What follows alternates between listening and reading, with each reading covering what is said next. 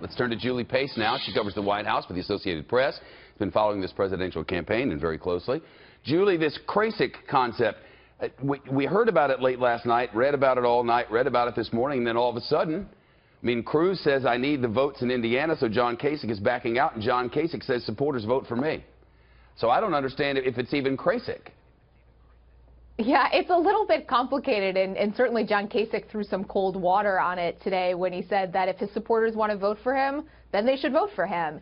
I mean, it really, though, I think illustrates why this is maybe a strategy that these two candidates have no choice but to wrap their arms around, but something that is going to be very difficult to actually implement, because even if they are not putting resources into the state for travel or for television advertisements, they're going to be on the ballot. They are increasingly well-known people, so there will be voters who don't care about this strategic element. They just want to vote for who they like. I mean, that's a crazy concept, I guess, sometimes in this primary season, but they can't guarantee these outcomes that they're pushing for right now. And Julie, you've said you think this could backfire. How so?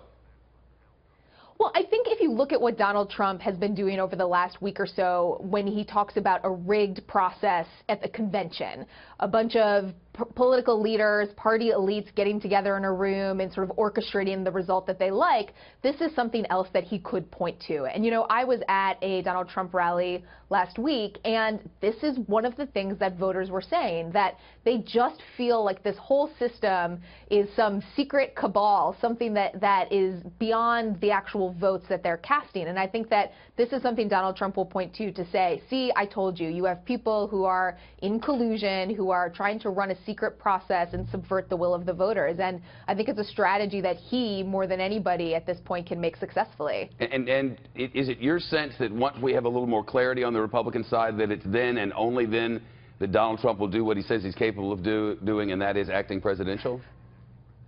I don't know when we're going to see that happen. You know, we've heard this promise, this idea that there is a presidential Donald Trump that's, you know, somewhere behind the scenes, behind the curtain, and that he's just waiting for the perfect moment to roll it out. But it seems like every time one of his advisors or even someone in his family highlights that, talks about it, he goes a bit in the opposite direction. He told voters that if he becomes presidential, he'll be so boring that no one will show up to his rallies. And I don't think he likes the thought of that very much. And tomorrow, none of this addresses tomorrow, because tomorrow all these northeastern states, and to our analysts on our decision desk, from the polls and the polls alone, it looks like it could be a Trump clean sweep.